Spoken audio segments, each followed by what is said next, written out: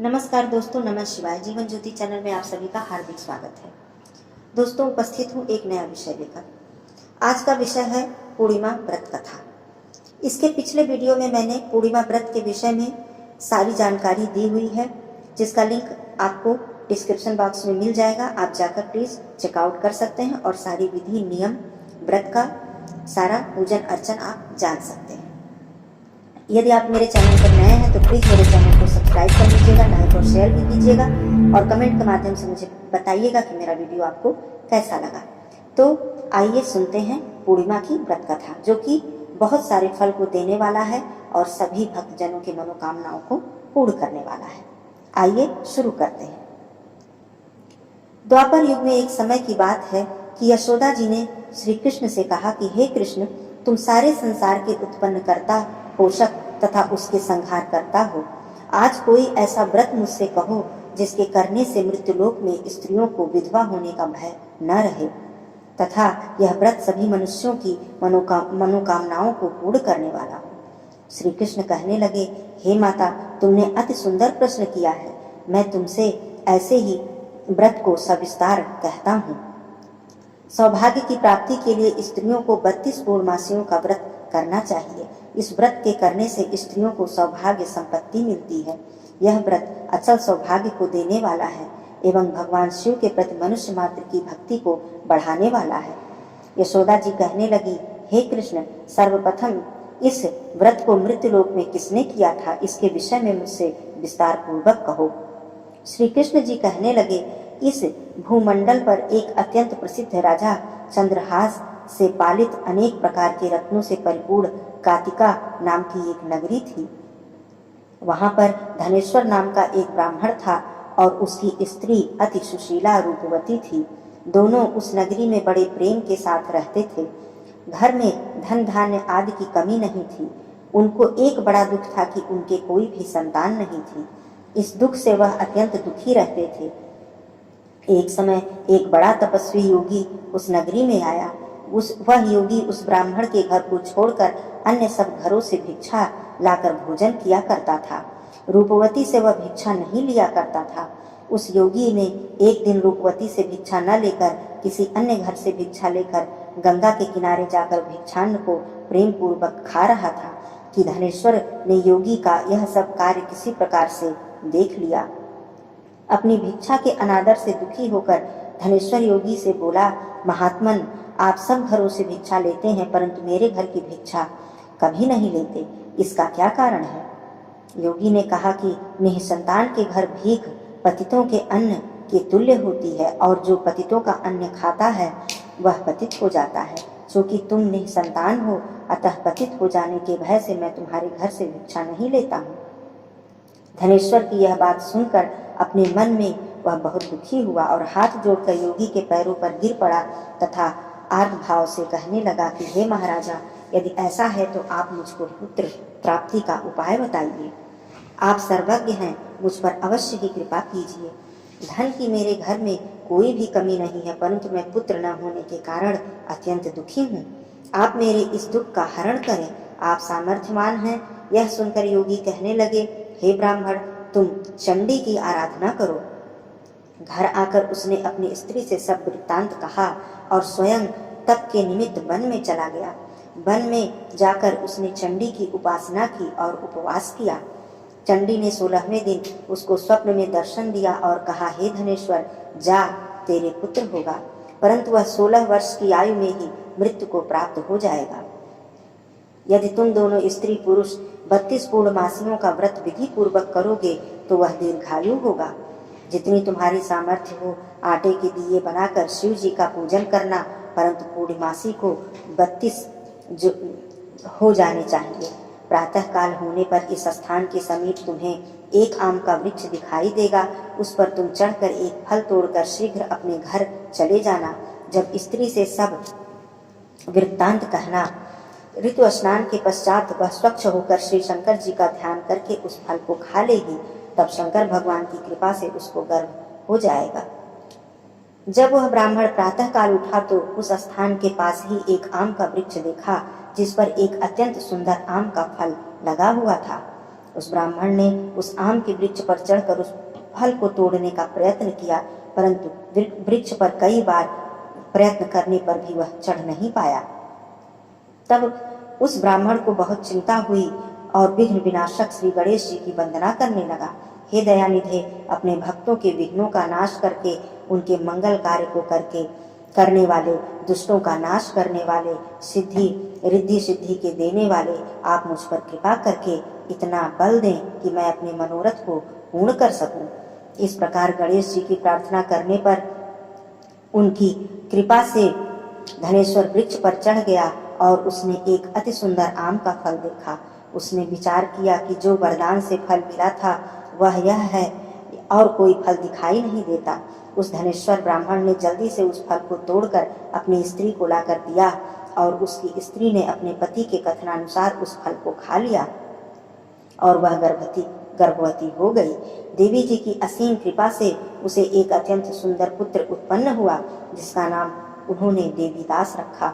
माता पिता के हर्ष और शोक के साथ वह बालक शुक्ल पक्ष की चंद्रमा की भांति अपने पिता के घर में बढ़ने लगा। भवानी की कृपा से वह बालक बहुत ही सुंदर, सुशील और विद्या पढ़ने में निपुण हो गया। दुर्गा जी की आज्ञा के अनुसार उसकी माता ने 32 पूर्णमासी का व्रत रखना प्रारंभ कर दिया था, जिससे उसका पुत्र लंबी आयु वाला हो जाए। 16वां वर्ष लगते ही देवीदास के माता पिता को बड़ी चिंता हो गई कि कहीं उनके पुत्र की इस वर्ष मृत्यु न हो जाए। इसलिए उन्होंने अपने मन में विचार किया कि यदि दुर्घटना उनके सामने हो गई तो वह कैसे सहन कर सकेंगे। अस्तु उन्होंने देवीदास के मामा को बुलाया और कहा कि हमारी इच्छा है कि देवीदास 1 वर्ष तक काशी में जाकर विद्या अध्ययन करे और उसको अकेला भी नहीं छोड़ना चाहिए, इसलिए साथ में तुम चले जाओ और 1 वर्ष के पश्चात इसको वापस लेकर लौटना। सब प्रबंध करके उसके माता पिता ने काशी जाने के लिए देवीदास को एक घोड़े पर बैठाकर उसके मामा को उसके साथ कर दिया, परंतु यह बात उसके मामा या किसी और से नहीं कही।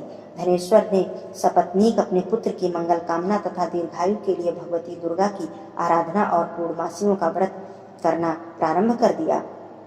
इस प्रकार बराबर 32 पूर्णमासी का व्रत पूरा किया। कुछ समय पश्चात एक दिन वह दोनों मामा और भांजा मार्ग में रात्रि बिताने के लिए किसी ग्राम में ठहरे हुए थे। उस दिन उस गांव के एक ब्राह्मण की अत्यंत सुंदरी, सुशीला, विदुषी और गुणवती कन्या का विवाह होने वाला था। जिस धर्मशाला के अंदर वर और उसकी बारात ठहरी हुई थी, उसी धर्मशाला में देवीदास और उसके मामा भी ठहरे हुए थे। संयोगवश कन्या को तेल आदि चढ़ाकर मंडप आदि का कृत्य किया गया तो लग्न के समय वर को धनुर्वात हो गया। अस्तु वर के पिता ने कुटुंबियों से परामर्श करके निश्चय किया कि यह देवीदास मेरे पुत्र जैसा ही सुंदर है, मैं इसके साथ ही लग्न करा दूंगा और बाद में विवाह के अन्य कार्य मेरे लड़के के साथ हो जाएंगे।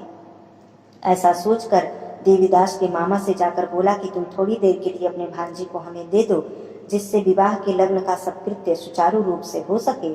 तब उसके मामा कहने लगे कि जो कुछ भी मधुपर्क आदि कन्यादान के समय वर को मिले वह सब हमें दे दिया जाए, तो मेरा भांजा इस बारात का दूल्हा बन जाएगा। यह बात वर के पिता ने स्वीकार कर लेने पर उसने अपने भांजे को वर बनने के लिए भेज दिया और उसके साथ सब विवाह कार्य रात्रि में विधि पूर्वक संपन्न हो गया। पत्नी के साथ वह भोजन न कर सका और अपने मन में सोचने लगा कि न जाने यह कैसी स्त्री होगी। वह एकांत में इसी सोच में गर्म निश्वास छोड़ने लगा तथा उसकी आंखों से आंसू भी आ गए। तब वधू ने पूछा कि क्या बात है, आप इतने उदासीन व दुखी क्यों हो रहे हैं। तब उसने सब बातें जो वर के पिता व उसके मामा के बीच में हुई थी उसको बतला दी। तब कन्या कहने लगी कि यह ब्रह्म विवाह के विपरीत कैसे हो सकता है। देव, ब्राह्मण और अग्नि के सामने मैंने आपको ही अपना पति बनाया है, इसलिए आप ही मेरे पति हैं। मैं आपकी ही पत्नी रहूंगी, किसी अन्य की कदापि नहीं। तब देवीदास ने कहा, ऐसा मत करिए, क्योंकि मेरी आयु बहुत थोड़ी है। मेरे पश्चात आपकी क्या गति होगी, इस बातों को अच्छी तरह विचार कर लीजिए। परंतु वह दृढ़ विचार वाली थी, बोली कि जो आपकी गति होगी वही मेरी भी गति होगी। हे स्वामी, आप उठिए और भोजन करिए, आप निश्चय ही भूखे होंगे। इसके बाद देवीदास और उसकी पत्नी दोनों ने भोजन किया तथा शेष रात्रि वे सोते रहे। प्रातःकाल देवीदास ने अपनी पत्नी को 3 नगों से जड़ी हुई एक अंगूठी दी और एक रुमाल दिया।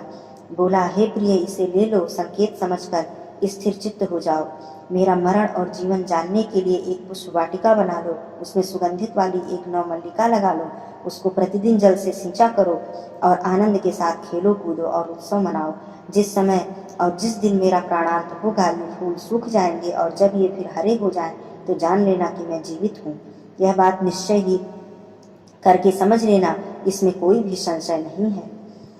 यह समझाकर वह चला गया। प्रातः काल होते ही वहां पर गाजे बाजे बजने लगे और जिस समय विवाह के कार्य समाप्त करने के लिए वर तथा सब बाराती मंडप में आए तो कन्या ने वर को भली प्रकार से देखकर अपने पिता से कहा, यह मेरा पति नहीं है, मेरा पति वही है जिसके साथ रात्रि में मेरा पाणी ग्रहण हुआ था, इसके साथ मेरा विवाह नहीं हुआ है। यदि यह वही है तो बताए मैंने इसको क्या दिया। मधुपर्क और कन्यादान के समय जो मैंने भूषणादि दिए थे उन्हें दिखाए तथा रात में मैंने क्या गुप्त बातें कही थी वह सब मुझे सुनाए। पिता ने उसके कथनानुसार वर को बुलाया। कन्या की यह सब बातें सुनकर वह कहने लगा कि मैं कुछ भी नहीं जानता। इसके पश्चात लज्जित होकर वह अपना समूह लेकर चला गया और सारी बारात भी अपमानित होकर वहां से लौट गई। भगवान श्री कृष्ण बोले, हे माता, इस प्रकार देवीदास काशी विद्याधन के लिए चला गया। जब कुछ समय बीत गया तो काल से प्रेरित होकर एक सर्प रात्रि के समय उसको डसने के लिए वहां पर आया। उस विषधर के प्रभाव से उसके शयन का स्थान चारों ओर से विष की ज्वाला जैसा विषैला हो गया, परंतु व्रतराज के प्रभाव से उसको काटने न पाया, क्योंकि पहले ही उसकी माता ने 32 पूर्णिमा का व्रत कर रखा था। इसके बाद मध्याह्न के समय स्वयं काल वहां पर आया और उसके शरीर से उसके प्राणों को निकालने का प्रयत्न करने लगा, जिससे वह मूर्छित होकर पृथ्वी पर गिर पड़ा। भगवान की कृपा से उसी समय पार्वती जी के साथ श्री शंकर भगवान वहां पर आ गए। उसको मूर्छित दशा में देखकर पार्वती जी ने भगवान शंकर से प्रार्थना की कि हे महाराज, इस बालक की माता ने पहले 32 पूर्णिमा का व्रत किया था, जिसके प्रभाव से हे भगवान आप इसको प्राणदान दें। भवानी के कहने पर भक्त वत्सल भगवान श्री शिव ने उसको प्राणदान दे दिया। इस व्रत के प्रभाव से काल को भी पीछे हटना पड़ा और देवीदास स्वस्थ होकर बैठ गया।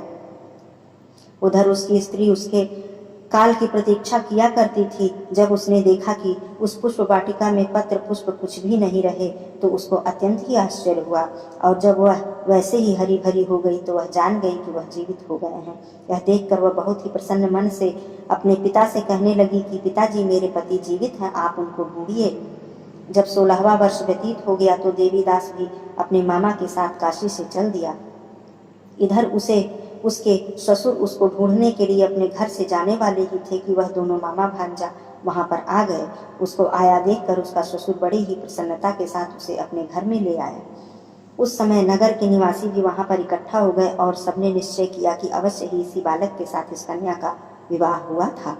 उस बालक को जब कन्या ने देखा तो पहचान लिया और कहा कि यह तो वही है जो संकेत करके गया था। तदुपरांत सभी कहने लगे कि भला हुआ जो यह आ गया, और सब नगरवासियों ने आनंद मनाया। कुछ दिन बाद देवीदास अपनी पत्नी और मामा के साथ अपने ससुर के घर से बहुत सारा उपहार लेकर अपने घर प्रस्थान किए। जब वह वहां अपने गांव के निकट आ गया तो कई लोगों ने उसको देखकर उसके माता पिता को पहले ही जाकर सूचना दे दी कि तुम्हारा पुत्र देवीदास अपनी पत्नी और मामा के सहित आ रहा है। ऐसा समाचार सुनकर पहले तो उन्हें विश्वास ही नहीं हुआ, और जब लोगों ने भी आकर उनकी बात का समर्थन किया तो उनको बड़ा ही आश्चर्य हुआ। लेकिन थोड़ी देर में देवीदास ने आकर अपने माता पिता के चरणों में अपना सिर रखकर प्रणाम किया और उसकी पत्नी ने अपने सास ससुर के चरणों को स्पर्श किया तो माता पिता ने अपने पुत्र और पुत्र वधू को अपने हृदय से लगा लिया और दोनों की आंखों में प्रेमाश्रु बह चले। अपने पुत्र और पुत्र वधू के आने की खुशी में धनेश्वर ने बड़ा भारी उत्सव किया और ब्राह्मणों को भी बहुत सी दान दक्षिणा देकर प्रसन्न किया। श्री कृष्ण जी कहने लगे, इस प्रकार धनेश्वर 32 पूर्णिमाओं के व्रत के प्रभाव से पुत्रवान हो गया। जो भी स्त्रियां इस व्रत को करती हैं वे जन्म जन्मांतर में वैधव्य का दुख नहीं भोगती और सदैव सौभाग्यवती रहती हैं। यह मेरा वचन है, इसमें कोई भी संदेह नहीं मानना। यह व्रत पुत्र पौत्रों को देने वाला तथा संपूर्ण मनोकामनाओं को पूर्ण करने वाला है। 32 पूर्णिमाओं के व्रत करने से व्रती की सारी इच्छाएं भगवान शिव जी की कृपा से पूर्ण हो जाती हैं। कथा संपन्न हुई। दोस्तों, यदि इस कथा के माध्यम से आपको जानकारी मिली हो तो इस वीडियो को एक बार लाइक ज़रूर कर दीजिएगा और कमेंट के माध्यम से मुझे अवश्य बताइएगा कि मेरा वीडियो आपको कैसा लगा। आप सभी के सुखमय जीवन की कामना करती हूँ। फिर मिलती हूँ अगले वीडियो में एक नई जानकारी के साथ। तब तक के लिए धन्यवाद। नमः शिवाय।